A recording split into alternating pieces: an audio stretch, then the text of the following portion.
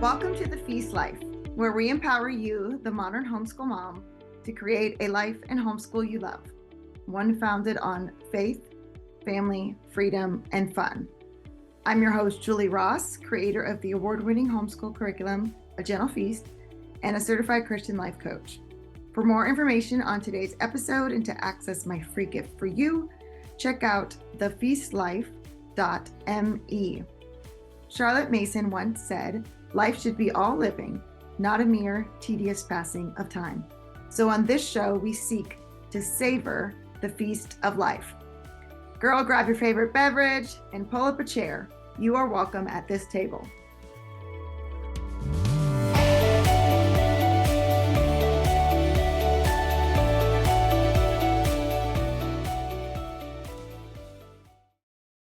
Hello, welcome to today's episode of The Feast Life. Are you feeling overwhelmed as a homeschool mom, struggling to balance it all while fostering the right habits in your kids? Today, I'm joined by Dr. Kelly Cagle, who helps moms simplify life so they can stop living in a constant state of overwhelm and start truly enjoying the daily moments. With a PhD in education, she is a motherhood coach and the host of the Parenting IQ podcast, where she equips parents during their children's academic years by combining educational research and everyday life. Her research has been published in the Journal of Research on Christian Education and Focus on the Family. Dr. Cagle's latest work is a children's Bible study, a devotional that helps kids grow in self-awareness and fights anxious thoughts. As a mom of 3, Dr. Cagle also homeschools her kids. Trust me, you'll walk away with fresh insights and practical steps to transform your homeschool journey. Let's dive into this amazing conversation. Hello, everyone. Welcome to The Feast Life. I'm your host, Julie Ross, and I'm here today with Dr. Kelly Cagle. I am so excited to have you on. I was telling you before we started recording that I've been stalking your Instagram, and it is so fun. I love your message, and I love your heart for moms and education, and so that's where we're going to dive in here. But before we get started, I would just love to know, how did you land on that you wanted to help parents? That's a great question, and one that I ponder with all the time because I try to figure out what is it exactly that does it, other than, first of all, is it's part of God's heart, right? Like He wants families together and He wants us to partake in this gift and stewardship of our home. And so that's the number one, and you can't separate that from our role. But also, whenever I was an educator, I was a teacher, I noticed how there was a big gap in the kids whose parents weren't as involved and didn't know how to be involved or just didn't care to be involved, Right. versus the ones whose parents were emailing me like, "Hey, what do you think? Should they move up to the," because I taught Spanish. And so Okay. should I push them to take Spanish 3? Do you feel like, and just really engaged in their kids' learning. And I saw a big difference there. Not only did I experience that professionally, but then personally, when I was 11 years old, my family moved from Brazil to the US, and I spoke no English at all. And I was 11, and my parents dropped me off at school. But before, mom said, "Hey, Kelly, you need to know 2 sentences so you can survive and be okay." And the first one was, "Sorry, I don't speak any English." So people wouldn't think I was rude. Yeah. And then the second was, "May I go to the restroom, please?" Yes, that's And then she important. said, "Yeah, good, Have a good day. you're good. Yeah, have a great day." And Oh, wow. I can't even imagine. it was nuts. It was crazy. It was sad because, again, you're an 11-year-old little girl who, my dad was a pastor back home in a small town. Everybody knew everybody. And then here I am in the US where I don't know anyone. Neither can I meet anyone Yeah. because I don't speak the language. But here's the crazy part, Julie. Although I didn't speak the language, the school counselor looked at my transcript and said, "Hey, based on your credits, you can skip to the second semester of 6th grade." Because of the academic calendar in Brazil, I had just finished 4th grade. And when I arrived in December of 98, it was middle of the school year here in America. Yeah. And so they said, "Hey, you know what? You just go on into the second semester of 6th grade because of your credits." So I skipped a year and a half of school. Wow. This sweet little soul that did not speak the language whatsoever. And that was always in the back of my mind. Wow, that's crazy that this first world education system Yeah. Just said, okay, sweetheart, here you go. Good luck. And so that was in the back of my mind. And then I had another one when I was in high school. A girlfriend approached me and said, Kelly, I found out about the scholarship opportunity that we can get $2,500 for a community college and skip a year, like graduate early. So then again, I skipped another year and finished my high school requirements in 3 years. So Wow. altogether, I skipped 2.5 years of school. And that's where I am. Like, wow, the system isn't equipping our Mm, kids to the best of their potential because I did not have potential when I arrived. They didn't see anything in me that were like, hey, you're GT, you're mm. brilliant. Let's do this. It was okay, based on your Yeah. credits, here you go. So Wow. So this so speaks to my heart. So when I taught fifth grade in public school here, I had a sweet little girl in my class who did not speak a word of English. And so I just, oh, yeah, yeah, I just felt that was so, me. because it's like, I don't know how to teach you. I don't speak Spanish and I don't know Yeah. how to teach you this material, but you still have to take the test at the end of the year. Yep. And again, it was one of, I think, a very similar experience of like, how is this benefiting anybody? Mm. This isn't benefiting these kids. And then some of my fifth graders, they were reading at a first grade reading level. Mm. And I'm trying to get them to learn this vocabulary about the chemical reactions and Yeah. these leaders in World War II because they're gonna have a test on Right. it. But it's Right. like, I gotta make sure Right. you understand this. And I'm like, they're reading Junie B. Jones. Yep. Where are we going here? And I was like, Absolutely. this is failing our kids. And so was it primarily your experience growing up that made you start to want to go into this and question it? Or were you also then, you said you were a teacher too, right? Yeah. Yeah. Okay. So I would definitely say that primarily whenever I became a mom, that's when the light bulbs just exploded. It wasn't even Right. like it went on, it just exploded. And it said, holy moly, what I went through as a little kid in the system cannot be what my kids, right? My kids deserve better. They need better. It became really personal then because my Yes. story is one thing.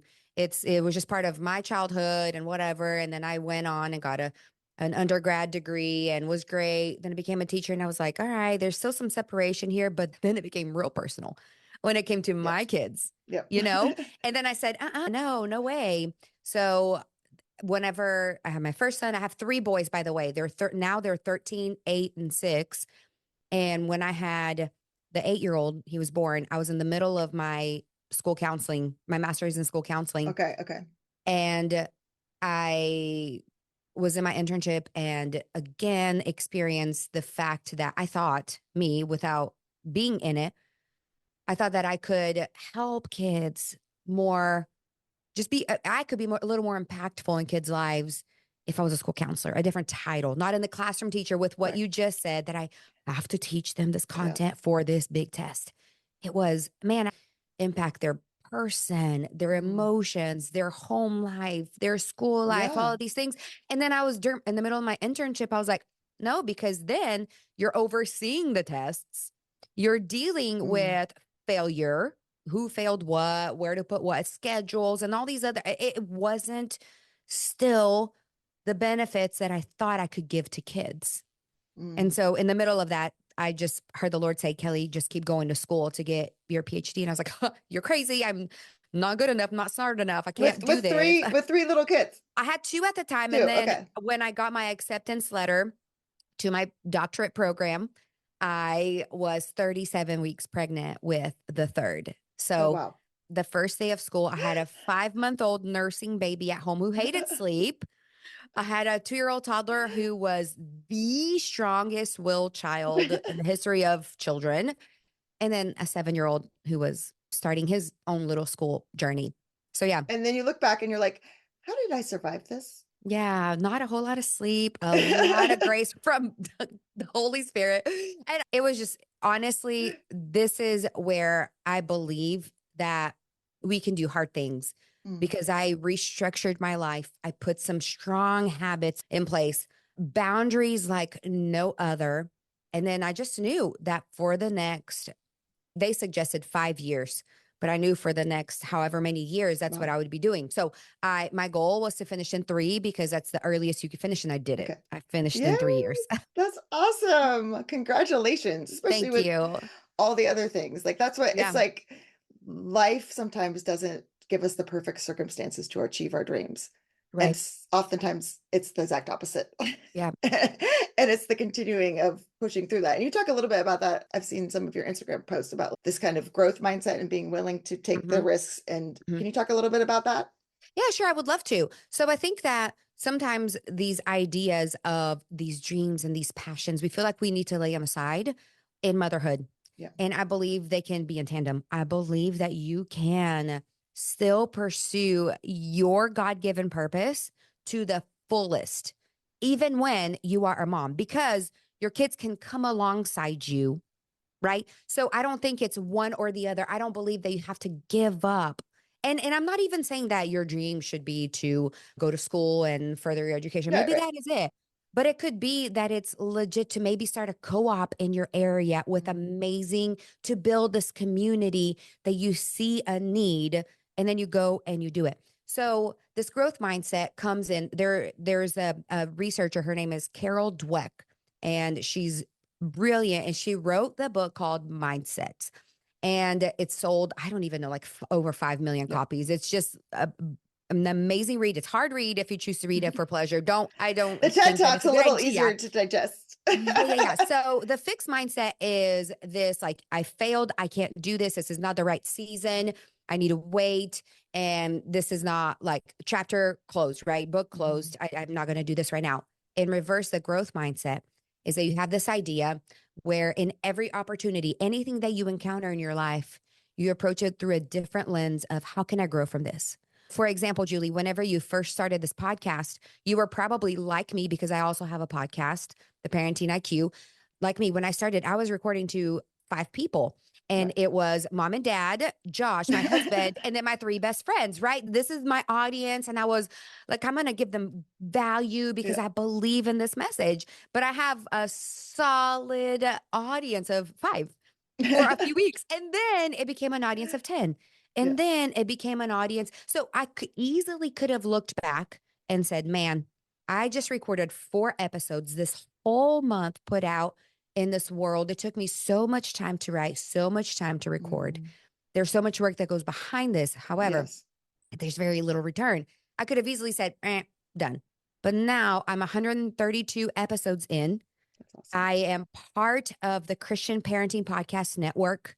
If I had given up then, if I didn't see the lessons and dug deep in myself to grow from those failures, if you will, that society Yes. would label as failures, then I would have given up a long time ago because it ain't easy and it's not for Yeah. the faint of heart. I'm sure So with it your schooling too, it was the same way. Like, yeah, like exactly, this isn't easy. I have these little babies. absolutely. Yeah. I cried a lot, cried a whole lot driving home from school. And it was exhausting, but I knew that's where I needed to be. And Mm. so we can do hard things, even Yeah. in this with toddlers, with younger kids. You said your daughter's older now, college. There's seasons in life, and you can decide when to start. Yeah. I think that mindset is so powerful just to really grasp. And it sounds like so simple when you see the basics of it, but like the actual practicality of implementing it is a lot harder. Just to give you a real practical example, this morning found out that my emails are not sending. So Oh my email gosh. software that I use for my business isn't sending. It's 2 days before Black Friday. I talked to them. We got some things fixed, but they're like, it's going to be 2 to 3 weeks before everybody's emails start getting out of their spam folders. Oh gosh. Yeah. And I'm like, this is really bad. This is like my second biggest time of the year compared to back to school. And I'm like, what are we going to do? And again, before, like you're saying, it'd been like, there's no hope. Yeah. I'm a failure. I might as well just give up, blah, blah, blah. And then but the growth mindset is, I'm going to keep taking action. There's Mhm. got to be another way. And one of the mottos I've adopted is, I can't wait to see how this is going to work out. It Mm. doesn't mean I just sit there and twiddle my thumbs and be like, okay, God, part the Red Yeah. Sea, make things happen. But Yeah. I'm still taking action. But I don't know how this is all going to work out, but I'm just going to have faith that it's going to work out somehow. That's And being good. able to adopt that mentality and then teach it to my kids. And Mhm. so that's been huge for them because life isn't always black or white, fixed Yeah. growth. Either I got it right or it's wrong, or I learned this, or I'm a failure. Like it's in those mistakes that we learn and grow. So can you talk a little bit about how parents can get this for themselves, but then also teach it to their kids that they're homeschooling? Absolutely. So I'm actually reading a book right now called "It All It Takes Is a Goal" by John Acuff, and Oh, yeah, I love. I know I do too. And he just taught me something very practical because I believe it's really applicable with what we are talking about right now. Do it in 15 minutes increment. Sometimes we feel like we need to have, like you said, the Red Sea needs to part and we need this super clear opportunity. My schedule has to be, my whole morning has to be cleared for me to sit down and get something done. Yeah. And that hardly ever happens, Yeah. especially in motherhood, especially for homeschooling moms, Yeah. because our kids are with us 24/7. We are never off the clock. And there's always mom, mom, mom. It's always interrupted. Our work is always interrupted. I remember whenever I was doing my PhD, I would be writing my dissertation with a toddler and an infant in my lap, and they would just be hitting the keys. And I just knew, hey, right now is not a good time because I'm Yeah. gonna spend more time delete, delete, Yes. delete than I will be writing words. But what John said in that book, actually, I think I heard that yesterday because I'm listening to the audiobook while I drive. Oh, yeah. 15-minute increments. It does not have to be big. And this is super important for us to teach our kids. That kids, sometimes we wait for this big opportunity. My son plays soccer. My oldest son plays soccer. And so often, because he plays offense, so often it's how many goals did you score? And Mm. if he didn't, then it's, oh, I didn't have a Yeah. good game. And instead, it's, dude, you had 3 assists. Yep. Or, dude, your defense today was was a huge Mm. improvement from last week. So, looking at these little increments of life, these Yeah. little God winks, if you will, these I love that. opportunities to go and grow instead of looking for this huge moment. Mm-hmm. Yeah, yeah, that's really good. Because yeah, that doesn't always happen in our schedules in our days. Yeah, But then I love what you said to like your son too about teaching them to look for the things that I don't know if you ever read the book The Gap and the Gain, but I looking I for the haven't. gain, that's a really good one too. Looking for the gain rather than the gap. We tend to focus on the things that we're not doing well, the things that we see that aren't meeting our ideals in life, rather than seeing the things that we are doing well. And so it all relates to that as Yeah. well. So then you went to school to get your PhD, and is that when you decided I'm going to start instead of working in schools, helping parents? So I had no idea why I was getting a PhD. Like it was crazy, Julie. The very first day that we're all meeting the cohort, there's 15 of us, and everybody is in like working in either public school or community college or university. And they all have these big goals and big reasons why they're getting this degree. And then they get to me and I'm like, hi, my name is Kelly. I'm a stay-at-home mom. I don't know why I'm here. And I'm in this liberal college. I can't just say God told me Yeah. to. Technically, I could. I definitely could have, but I didn't because I didn't want to be that person. Like, oh, here we go. But I was the only one whose kid was doing some kind of different schooling because in the beginning we were part of a university model school. So we Yep. we hadn't started our homeschooling journey just yet. So I was the only one whose kids were in a private school. I was the only one who did not hold a full-time job, if you will, outside the home because I stayed home, but that is a full-time job, Yes. mom. And I was the only one who didn't have a plan after graduation. And Julie, when I tell you it was a step of faith and a step of obedience, I don't know how else to put it. Yeah, no, I that's had no amazing. goals. I had no plans. I didn't know why God had asked me to do that. All I knew was John 15 to remain in the vine. That is Mm. all I knew. And I knew there was pruning in my life. And I knew that if I remained in him, I would produce much fruit. And you will find that scripture at the very end of my dissertation and it's a very first paragraph because that's all I knew. That's all I had. That Mm. entire season, that's all I Beautiful. had. Remain in the vine and you will produce much fruit. Remain in the vine and you will produce much fruit. I didn't know anything else. Yeah. So my fruit of my PhD was remaining in him. And then once I graduated and he starts giving me these opportunities that I still didn't know. And like I Mm. told you in the beginning, with the podcast, and at first I started writing blogs and then I started my website, was working 12-hour days doing it by myself and trying to figure it out and crying in the middle of it with kids and all of these other things. And God just opened doors and brought my amazing assistant into my life. She does she's the creative expert. That's technically her title, the creative expert. I love that. And she does all the things that make my black and white words pretty. What I really want to say is that even when you don't know the big goal, is that you can still obey. Mm-hmm. You look at Abraham, when God told him, bring your son to sacrifice, he didn't know the outcome. Yeah. And Isaac is sitting there, okay, Dad, like I see the wood, I see the fire. We have all the things together, but now where's the sacrifice? Yeah. And Abraham was just obedient. And he just did the very next thing he knew to do. And he just kept obeying. And then as soon as he lifted up that knife, God, the angel said, okay, I see that you are trustworthy in the little things that build up to this big moment of, now I'll bless you, Abraham. Yeah. Now I see that you're faithful. And so often in our lives, again, we need God, give me the road plan. Tell me what I'm doing here. And a lot of times we don't know. I had no idea.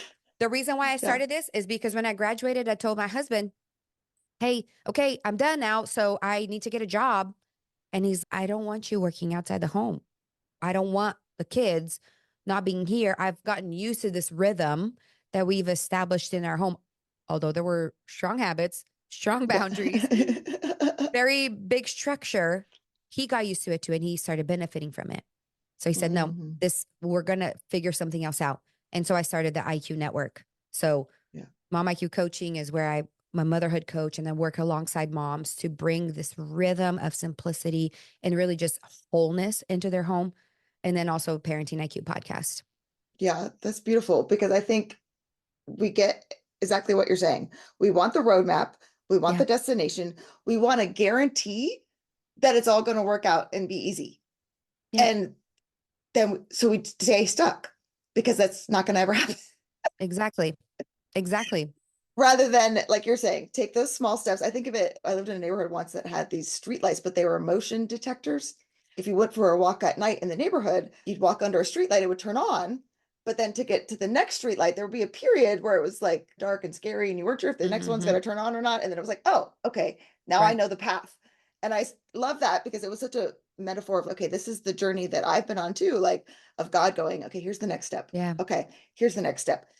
But I also hear from parents a lot, and tell me if this is something you hear, if it's hard, I'm doing something wrong. No, that actually probably means you're doing something right. And I think, Julie, the reason why for that is because we live in this information age. And there's always somebody out there that's further along in the journey than you. This comparison thief starts coming in, and it starts distracting us from our current journey. And so it starts robbing us of the joy that we can find in the now, because we're like, oh, I'm not here. Oh, I don't have this. Oh my gosh, it's Thanksgiving or it's Christmas. What am I getting my kids? I don't know.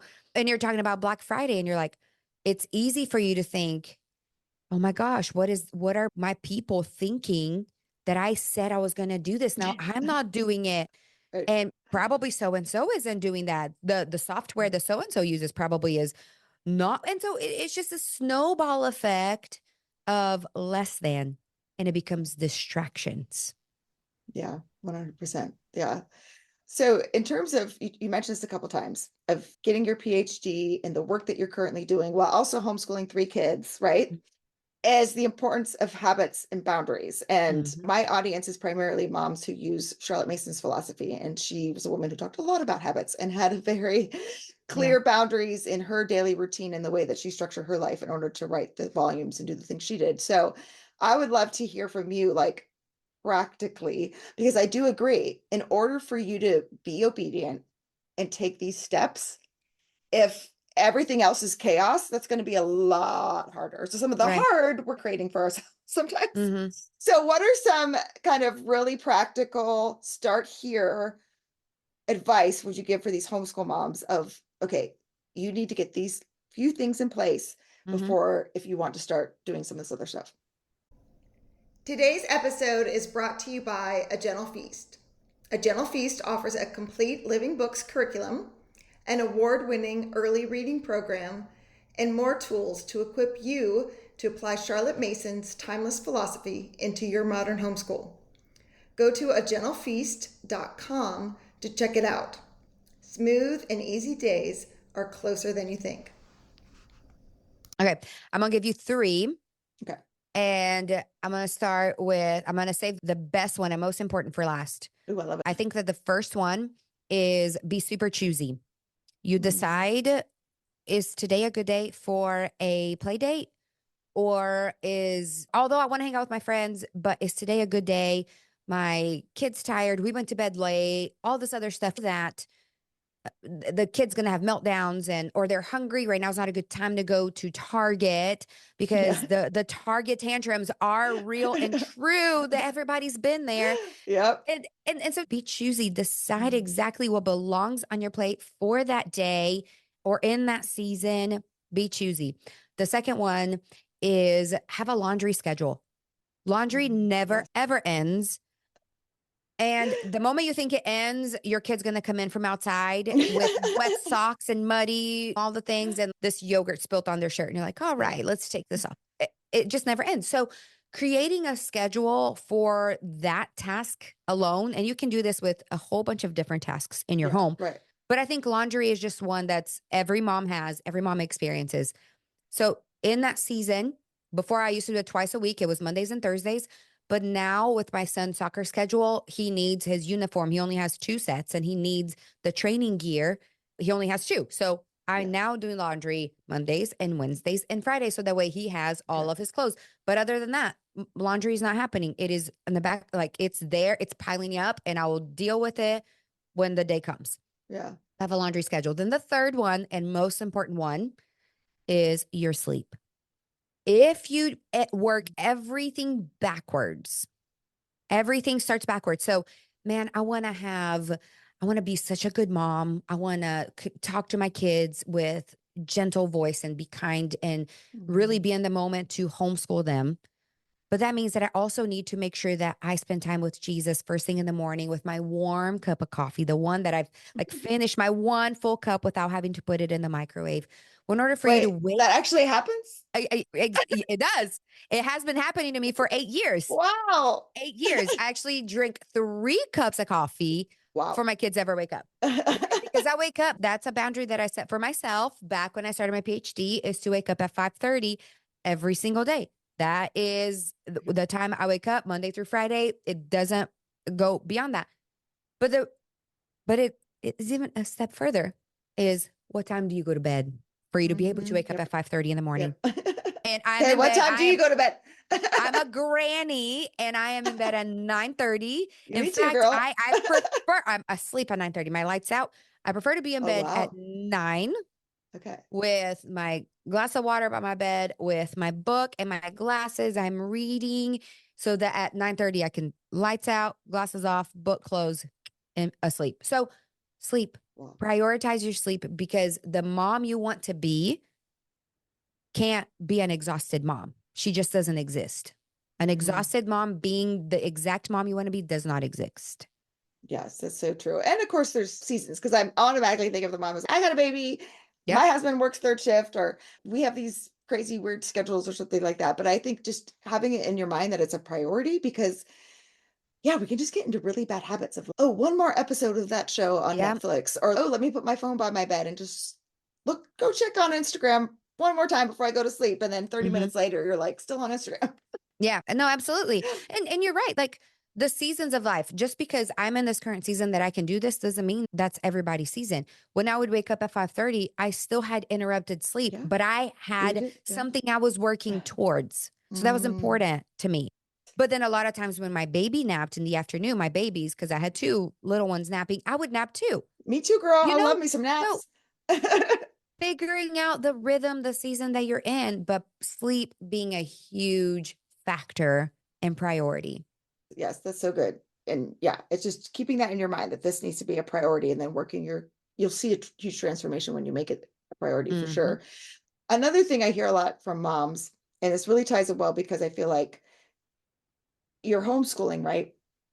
And even though I sell a curriculum, a lot of the things I talk to parents about, it's not so much what curriculum you're using, but it's a parenting issue Mm, and what your expectations are versus reality. And the expectation being everyone's going to sit and be quiet and they're going to love every lesson that we do and no one's ever going to complain or argue or whine or not want to do the thing. And then when they do the thing and they're like, why do we have to do this? The amount of emotions it creates in the mom and the mhm. story they're telling themselves that means is so huge. And then their reaction, and it just creates this whole thing of, okay, where it's getting back to the heart of, okay, this isn't necessarily mean you got to throw everything out and start over because that same issue is still going to be there. And part of it Mhm. is like a lot of the stuff you talk about with like your parenting, but and also being able to process these big emotions for yourself and for your kids. So can we transition here and start talking about some of that? So how does that resonate with you? What do you help parents in terms of navigating the waters of parenting and homeschooling at the same time?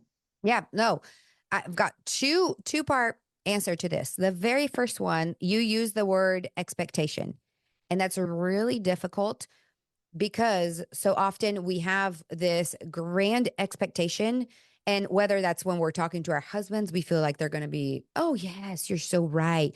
Of course, I'll help you. Of course, I'll massage your feet. You've been on your feet all. We have this expectation. And then they're like, no, your feet are nasty. I don't want to touch them. Whatever happens, expectations are almost always unmet. So if Yes. we set those aside and just be like, listen, I want to try something new. I don't know how this is going to go. You don't necessarily have to tell the kids this, but in your mind has the expectation. Lay those aside. And the thing about that is, I always saw it in the classroom, and I consistently tell whether I'm talking to teachers, whether I'm talking to even office people, is that chaos, when everything is chaotic, can really mean engagement. So if you Mm, have a loud meeting wow. Yeah. with your coworkers, it can be that everybody's engaged and everybody's passionate about what's taking place. Yeah. Same thing in the classroom.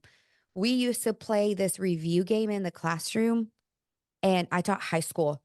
Okay. And it used to be Traskball. It was like Okay. trash with basketball Yep. and Jeopardy and or Yeah. review before a test. And if I went back and really analyzed the before and after we played trash ball, the results from Basketball. these test scores, Yeah. I guarantee you it would be at least 100 of my students over the 6-year span that I taught, at least 100 or more that only passed Spanish because we played trash ball because it was chaotic, but they were engaged. And so Yes. even when your kids are being loud and obnoxious. I have 3 boys, Yeah. and a part of the research that I do is gender differences. Okay. And boys are way physical. Girls like to please and they like to Hmm. be, not all, I understand, but according to Yeah. gender difference research, girls like to please the teacher. So whether you Hmm. are their teacher or there's a classroom teacher, boys, on the other hand, are not motivated by pleasing other Nope. people. They need that different kind of motivation. And a lot of times, competition is it. Mm. Competition is always loud. Sometimes there's blood involved, and there's 9 times out of 10, there will be tears involved. Okay. So, with that in mind, that's something big that I wanted to throw out there for you Yeah. guys. Yeah. Just go with what it is that you see engages and hooks your child, sparks in their eyes, because curiosity is really what you want. You want them to be interested in it, not you to be interested in the lesson.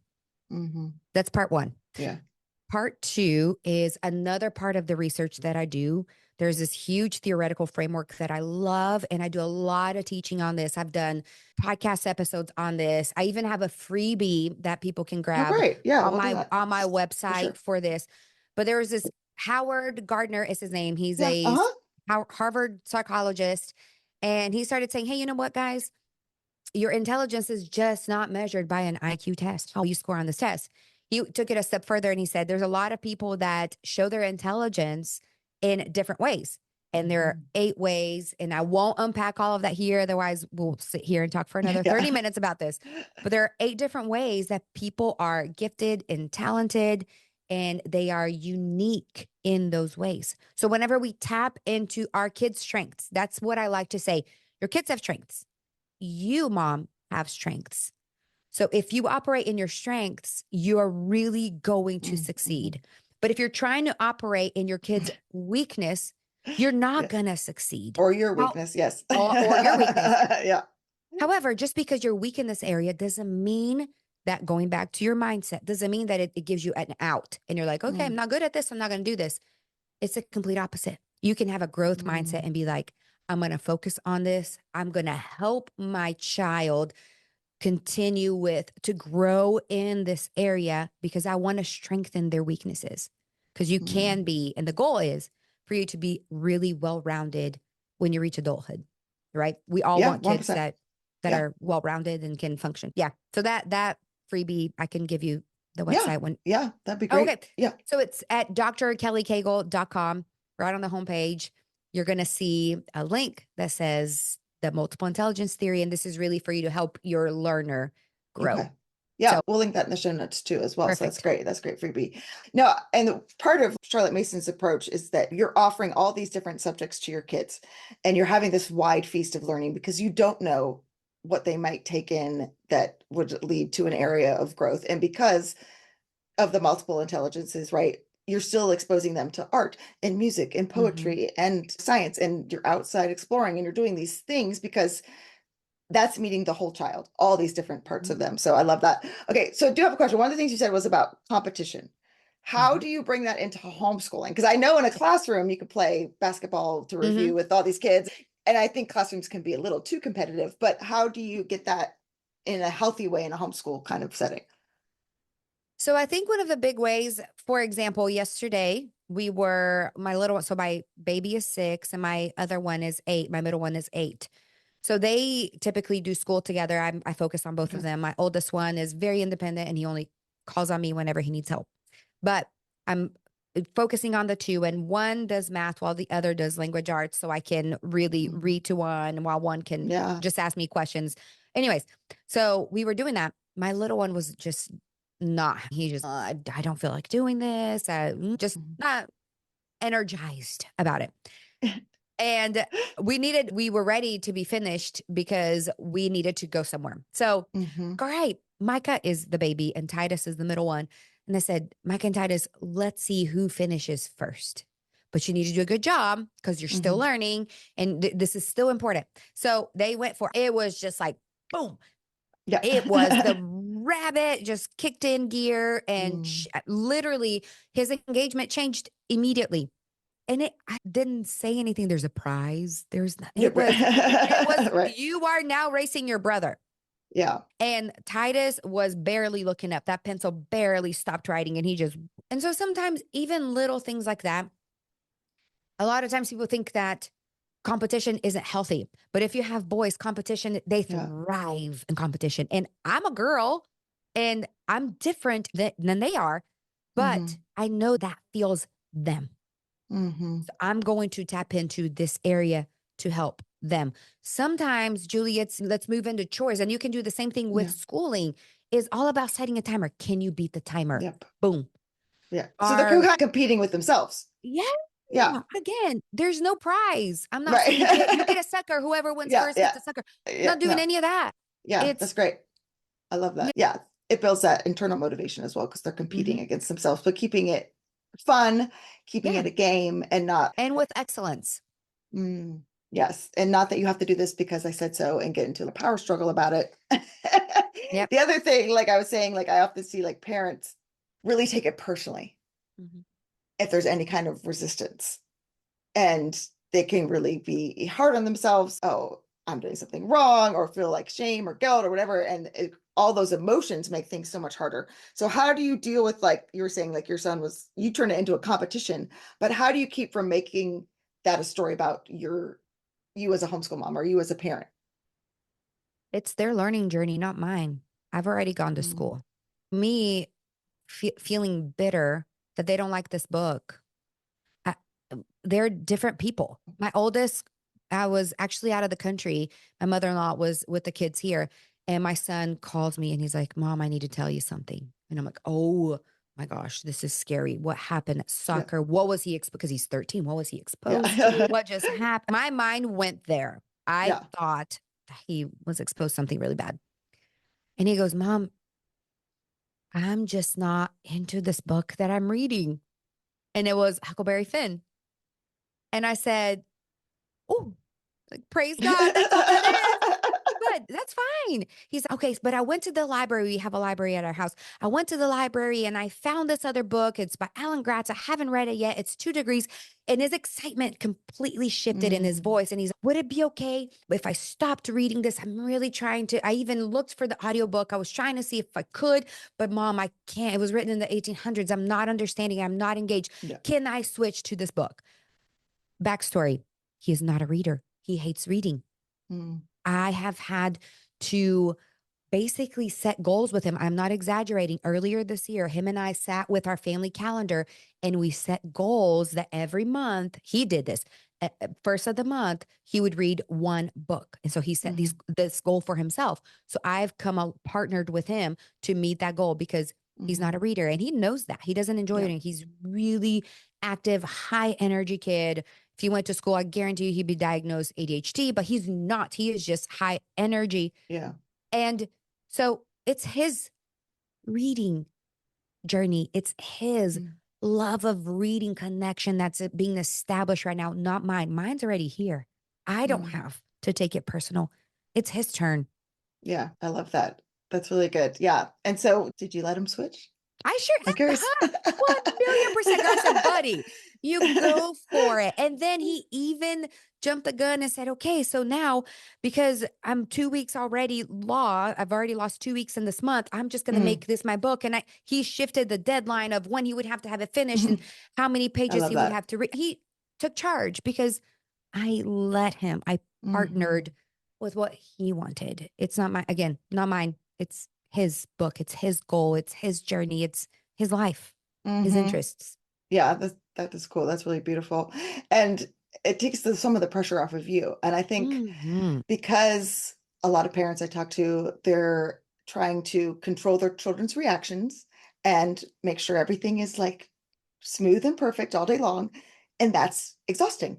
And so a lot of parents are really burnt out, but it's this continual, I'm having to like make sure everything's wonderful and not letting their kids have that freedom to make mistakes or learn through trial and error or make their own choices. So let's wrap up here. I love to hear what you have to say to that mom who's just, I am exhausted. I am burnout. I don't know if I can keep doing this. What would you say to her?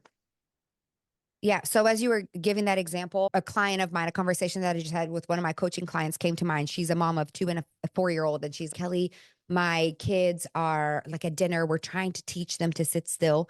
So as a mom, you want people to be Yes. able to sit and like, but one of them is hanging just on one butt cheek and then the other is like on the ground and I said, listen, can I tell you something? Your kids are 2 and 4. First of all, let me remind you Yes. of that. Second of all, take wiggle breaks in the middle of dinner. Set a timer for 15 seconds and say, everybody get up real quick and move around. Yes. The freedom in your home. And this is what I'm going to tell that mom with that backstory. Your home is your home.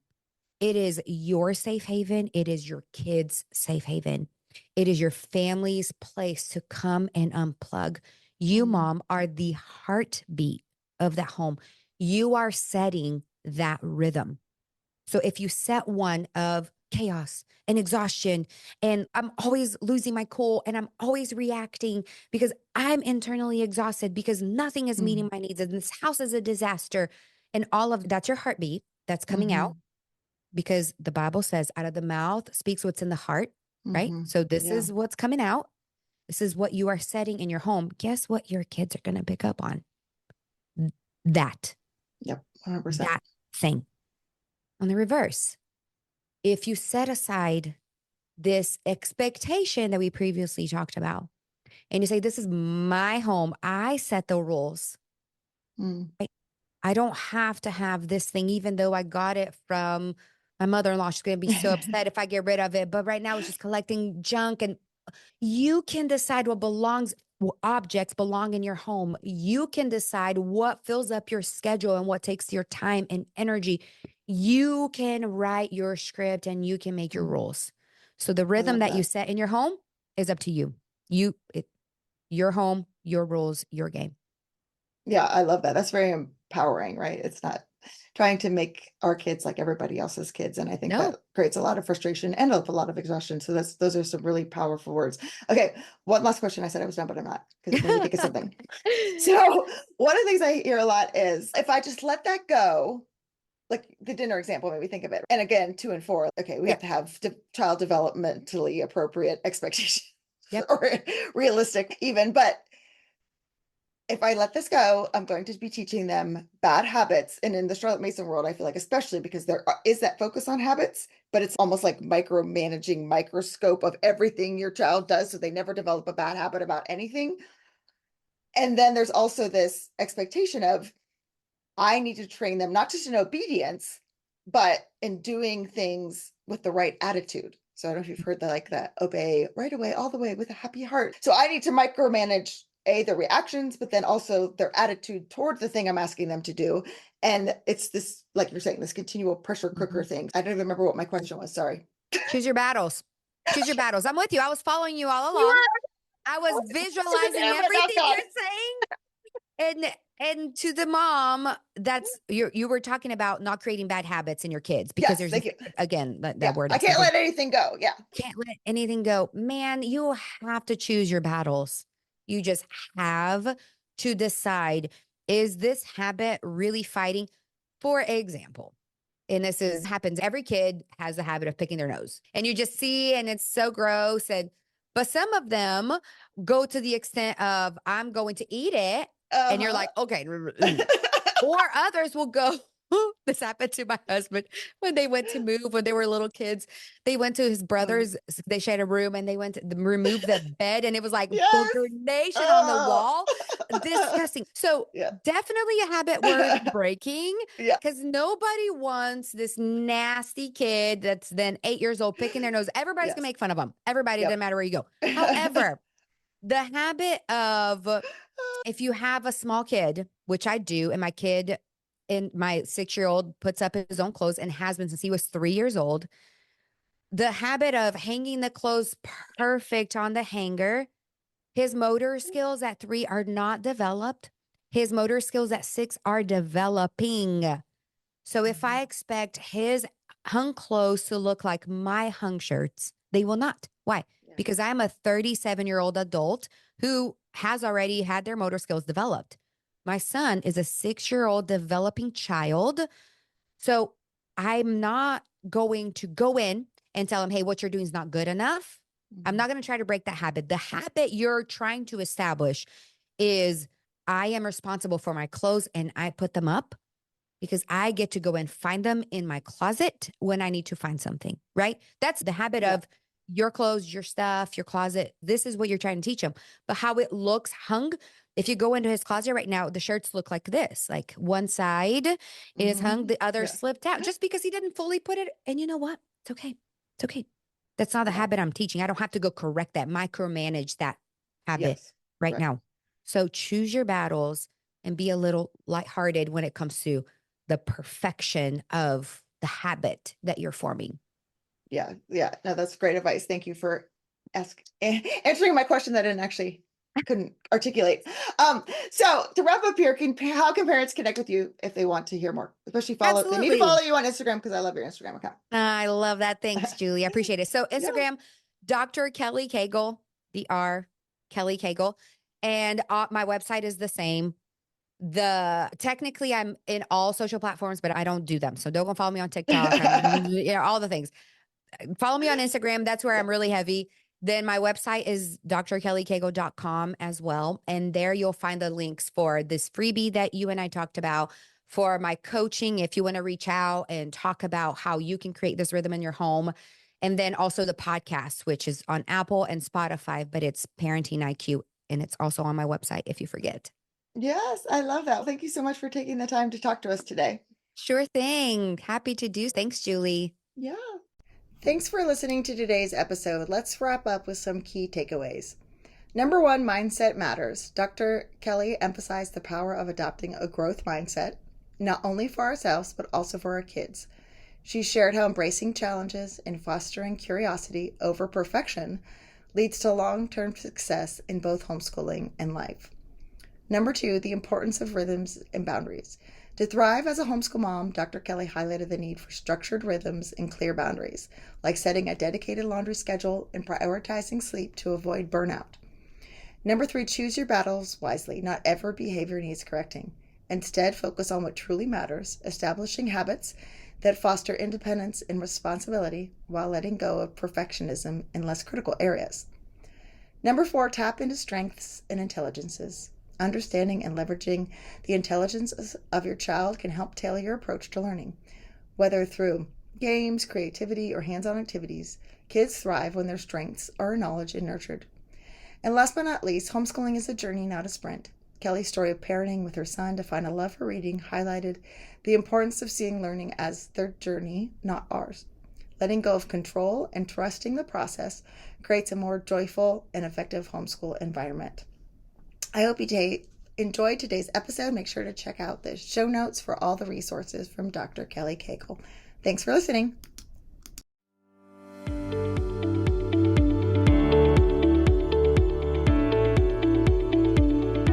Hey there, Julie Ross here. I just wanted to say thank you for listening to today's episode. If you like this show, it would mean the world to me if you would leave a positive review in iTunes. This really does help people learn about the podcast. And each month I will pick a winner to receive a free gift. Don't forget to check out all the free resources we created for you at thefeastlife.me. Thank you.